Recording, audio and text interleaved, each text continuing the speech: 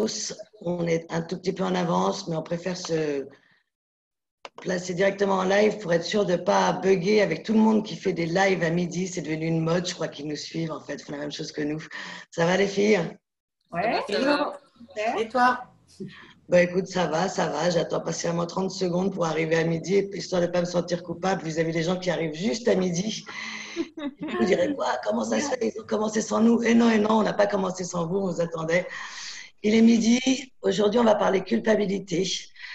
Et puis, on va commencer d'ailleurs par pas présenter la régulation comme d'habitude. On avait envie de se confronter à ça. Qu'est-ce que ça fait quand on change ça? Surtout que ça nous amuse à aucune, pas particulièrement de faire ça.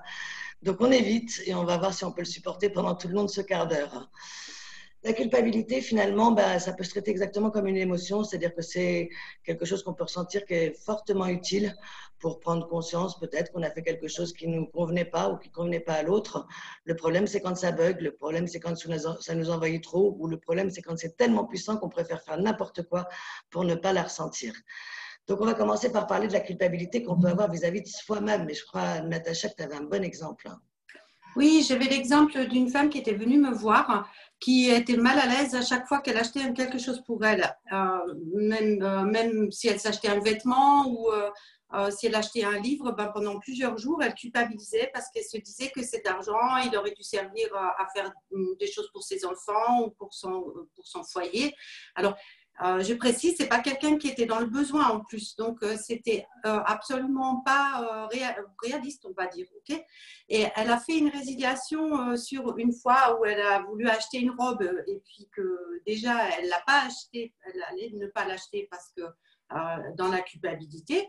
Et après cette résiliation, elle n'en a fait qu'une là-dessus. Et ben après ça, elle a pu reprendre, je dirais, la mesure des choses et s'acheter des choses pour se faire plaisir sans se rendre malade. Ok. Et là, du coup, au niveau de la culpabilité, c'est plus une culpabilité qui est en rapport avec l'estime de soi, en fait. Cette culpabilité de se mettre en valeur ou de faire des choses pour soi. Enfin, moi, ça me fait penser à ça et ça m'évoque aussi une autre situation où j'accompagnais une dame qui a un poste important et un poste où elle doit surtout se positionner face à ses collègues dans la justice du coup. Et en fait, elle avait énormément de mal, elle était passionnée par son boulot et en fait, elle disait mais j'ai beaucoup de mal en fait, elle culpabilisait à chaque fois qu'elle devait défendre quelque chose ou qu'elle devait prendre sa place au milieu des autres. En fait, elle la prenait, mais après, elle culpabilisait en disant qu'est-ce que j'ai dit, qu'est-ce que machin. Et du coup, j'ai travaillé de différentes manières, mais on a fait quelques résiliations et ça allait mieux, mais il y avait d'autres situations où elle disait, bah là, ouais, ça va mieux avec mes collègues, mais là, du coup, ça se remanifeste à nouveau. Donc, j'étais, ah bon, ok. Et en fait, ce qu'on a fait un jour, c'est qu'elle me dit, mais en fait, il y a un truc qui me revient tout le temps, tout le temps, tout le temps. C'était une situation où elle était petite et en fait, où elle avait pas le droit dans une réunion de famille, en fait, où elle avait pas eu le droit de prendre sa place. Et en fait, elle avait culpabilisé parce que du coup, elle était Ah, ça a coupé. cette situation où elle avait genre 5 ans. Et depuis, en fait, elle est revenue la séance d'après, elle me dit, je crois que j'ai commencé à vivre. Ce qui était un truc, moi, ça m'avait... Parce qu'en fait, ce truc-là où j'étais, non, et même elle me disait, mais j'avais 5 ans, enfin, c'est pas important. Et en fait, ce truc-là faisait qu'à chaque fois, elle culpabilisait quand elle devait prendre sa place, quand elle devait prendre sa place professionnellement. Elle n'arrivait pas, comme toi, Natacha, à acheter des trucs pour elle. Et en fait, elle n'avait aucune estime d'elle-même. Dès qu'elle devait prendre sa place, il n'y avait plus personne et elle culpabilisait de manière incessante derrière, quoi. Là, c'est un sujet très intéressant parce que finalement, on peut, quoi, est-ce qu'elle a régulé sur la situation qui déclenchait un mal-être, ou est-ce qu'elle a régulé sur la croyance qu'on lui a basculé pendant toute son enfance, qu'une femme ne doit pas prendre sa place, je veux dire, dans la justice, mais en même temps encore au jour d'aujourd'hui, la parité, on en parle, mais ce n'est pas encore le cas. Donc, dans quelle mesure il y a encore ce message très fort qu'il lui a envoyé par son contexte et du coup qui la faisait bugger. Et elle est allée chercher une situation où elle a bugué parce qu'on lui a envoyé un message, on va dire injuste par rapport à l'égalité de tous, et où ça, elle l'avait accepté, et c'était devenu une vérité pour elle, quoi. Et elle s'est dégagée de cette vérité. Et ça a été radical. Moi, c'est ce qui m'a bluffé parce que quelque part, on fait des situations qui sont plutôt récentes et on n'arrêtait pas, on faisait des situations, tac, ça allait mieux. Et en fait, c'est elle-même un jour qui m'a dit, mais écoutez Sophie, j'ai cette scène à la réunion de famille, j'ai cette scène qui revient.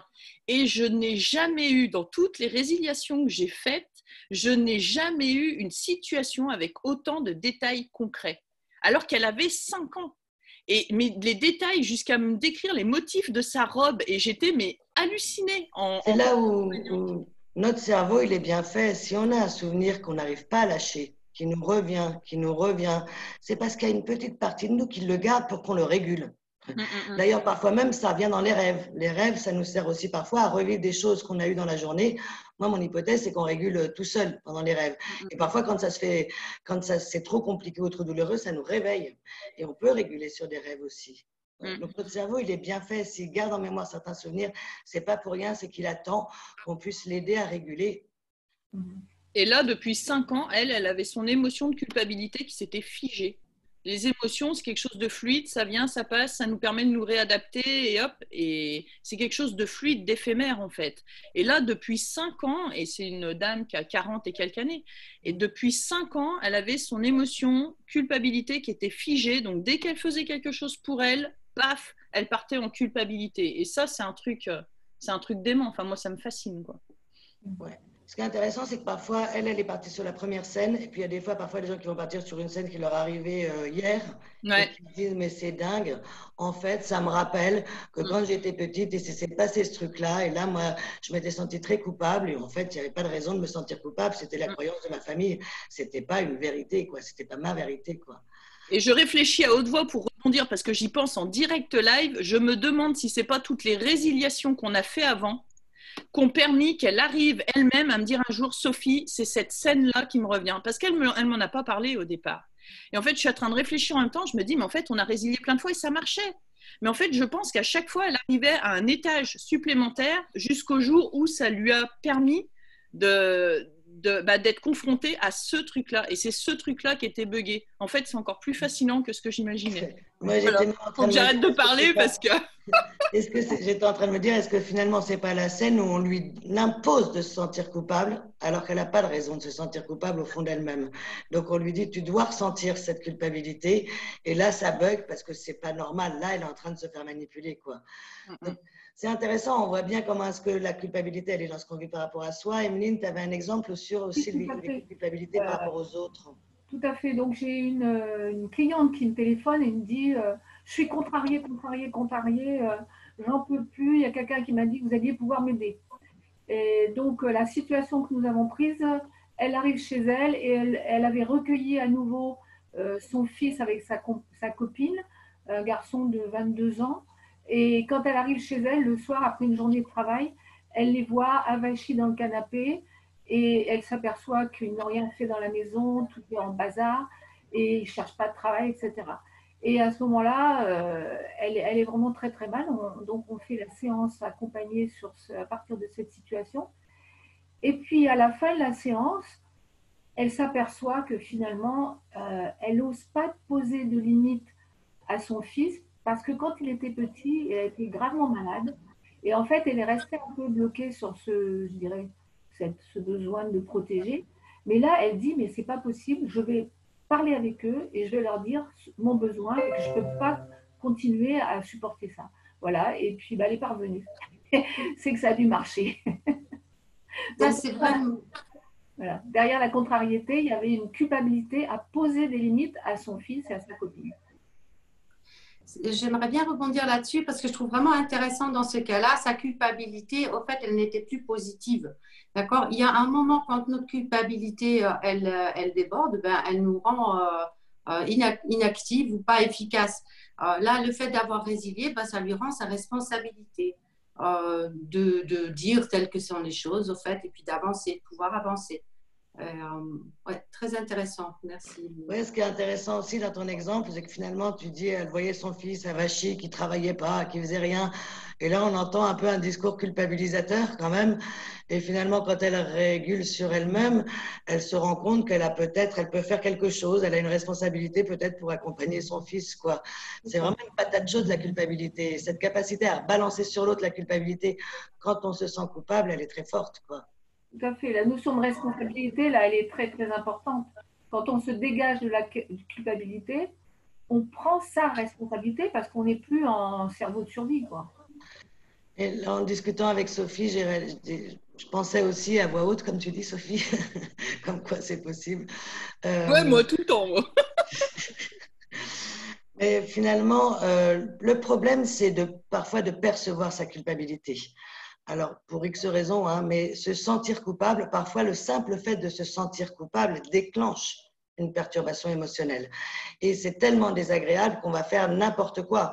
On va rejeter la culpabilité sur l'autre, on va se plaindre, se lastimer, c'est ma faute, c'est ma pauvre faute, etc. Voilà, on va aller dans des mouvements pour éviter de ressentir cette culpabilité. Et comme ça, je faisais le lien, je disais finalement, ce qu'on appelle les états limites ou la psychopathie, c'est des personnes, une des caractéristiques, c'est qu'ils n'ont pas accès à la culpabilité. Et s'ils n'avaient pas accès à la culpabilité parce qu'elle était beaucoup trop douloureuse, trop insupportable, et que finalement on pouvait réguler sur la culpabilité même, en régulant sur cette sensation de culpabilité, peut-être qu'à ce moment-là, quand j'arrive à ressentir ce truc-là, arrive ce que tu dis, Natacha, avec une responsabilité. Quelle est ma part de responsabilité? Quand moi, je vais imposer quelque chose à un de mes enfants et qui va péter un câble, si je suis en perturbation émotionnelle, je ne peux pas continuer à imposer ce que je veux. Si j'ai régulé sur le fait que je me sente coupable de lui faire du mal, ça va être beaucoup plus simple de garder mon cap. Ou en tout cas, peut-être de ne pas insister lourdement parce que l'autre est en perturbation émotionnelle, donc ça ne sert à rien. Ça me redonne C'est une marrant. liberté. Vas-y, Emeline. Oui, et aussi de pouvoir écouter, par exemple dans la situation que j'ai donnée, la mère avec son fils et sa copine, de pouvoir écouter ce qui se passe pour eux, pourquoi ils sont dans cette posture-là, et chacun peut exprimer ses besoins, et chacun va pouvoir ensemble concourir à trouver une solution, et ça redonne de la responsabilité à chacun. Après, à savoir si les enfants avaient besoin de réguler ou pas, je ne sais pas. Oui, parce que si moi je ne supporte pas la culpabilité, que ça me fait perdre mes moyens, par exemple, que ça m'inhibe, si toi tu as envie de m'imposer de faire des choses, bah, tu n'as qu'à appuyer sur la culpabilité et moi ça va m'inhiber. Et si j'arrive à réguler sur cette culpabilité et que moi j'ai pas envie, ben, je vais juste rompre la relation avec toi parce que j'accepte pas que tu m'imposes des choses. Donc ça me C'est semble génial. important. Ouais, ça m'a fait penser vraiment à un exemple avec mes enfants où moi, en fait, je me suis rendu compte que je culpabilisais mes enfants pour obtenir un peu ce que je voulais. J'étais dans je me plaignais des choses pour qu'ils se sentent un petit peu coupables, pour qu'ils fassent ce que je leur demandais. Et le fait de moi résilier sur cette action-là, bah, a complètement dénoué les choses aussi. Parce que la culpabilité, on peut aussi essayer de l'imposer à l'autre. Et c'est pas mieux, quoi. Ouais. Et puis la culpabilité, moi je dirais, je l'utilise aussi actuellement plus autour de si je me sens coupable, c'est pourquoi? Ah ben ouais, j'ai pas fait ce truc-là, je l'ai évité. Ok. Et du coup, là, je vais remonter sur la source de la culpabilité. Et là, je vais trouver un blocage émotionnel. C'est-à-dire que me sentir coupable, là, ça, je l'ai régulé. Mais du coup, ça me permet aussi, c'est comme un indicateur que peut-être j'ai évité quelque chose ou peut-être j'ai surréagi à une situation qui était en amont. Donc, c'est une sorte de sonar qui me permet de revenir à un instant précis avant de ressentir la culpabilité, où là, j'étais en blocage émotionnel et je me suis mis à agir plutôt que de ressentir, d'écouter mes sens. Mhm. J'ai beaucoup aimé ce que Sophie aussi a dit en montrant que on fait une régulation, une autre, et puis ça va lever le voile de ces émotions enquistées refoulés et qui continuent à nous perturber. Voilà, et ça aussi, c'est intéressant. À la fois, on va travailler, des fois, on travaille, on sait pas, enfin, on va faire une régulation, on ne sait pas sur quoi. On est juste parce qu'on n'est pas bien. Et puis après, on peut prendre conscience ou pas, tiens, bah, il y avait quoi derrière. Et la culpabilité est assez souvent présente dans les situations où on se sent mal, me semble-t-il. En tout cas, moi, je l'ai vérifié. Ouais, moi, ça me fait vraiment penser à cette patiente qui était venue me voir en me disant aidez-moi parce que je pète un plomb contre mon mari. Et quand on a régulé, elle s'est séparée. Elle avait affaire à un des rares pervers narcissiques que moi j'ai rencontré dans ma vie professionnelle. Et elle a pu partir. Le gars était vraiment un spécialiste pour appuyer exactement là où elle avait mal. Et puis après, elle a travaillé sur ses culpabilités et elle a régulé pour elle-même. Mais d'abord, il fallait qu'elle se libère de ce cadre qui lui appuyait toujours là où elle, ça faisait mal, quoi. Et moi, je trouve que c'est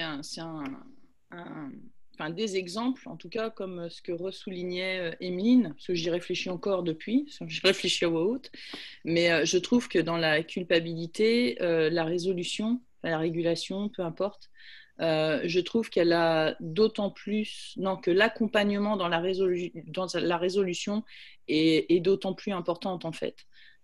Enfin, moi, je trouve que c'est capital et de pouvoir accompagner et de pouvoir du coup percevoir qu'on est peut-être dans une émotion multicouche, et ça c'est parce qu'on est accompagnant et c'est parce qu'on est là et c'est parce qu'on peut suivre ça de près, qu'on peut accompagner la personne jusqu'à peut-être une situation qui est peut-être plus enfouie et qui d'ordinaire en régulation va dire oh non mais non, on ne prend pas les vieux trucs. Ben, en fait chaque situation est très singulière, et en fait c'est la capacité d'accompagnement qui va permettre de pouvoir percevoir cette singularité et de pouvoir vraiment aider la personne dans ce qu'elle est, quoi. Et voilà, ça reste philosophique pour moi aujourd'hui parce que c'est ça l'essentiel. On va conclure sur cette phrase philosophique, comment de la culpabilité on passe à la responsabilité. Y compris comment quoi. Les sont là pour vous aider à sortir de cette culpabilité aussi. Merci beaucoup à tous. Demain, on retrouve Didier Godot. On était un peu en manque, on en avait envie encore un peu plus. Et on parlera sensibilité. On va parler plus du corps, des sensations, de la sensibilité. De la sensorialité. Sensorialité, de cette hypersensorialité qui nous anime, qui nous rend vivants, mais qui parfois nous déborde un petit peu. Et qui des fois nous anesthésie. On en parle demain. Ciao. On en parle demain. Super, à demain. Au revoir. Alors, Sophie, tu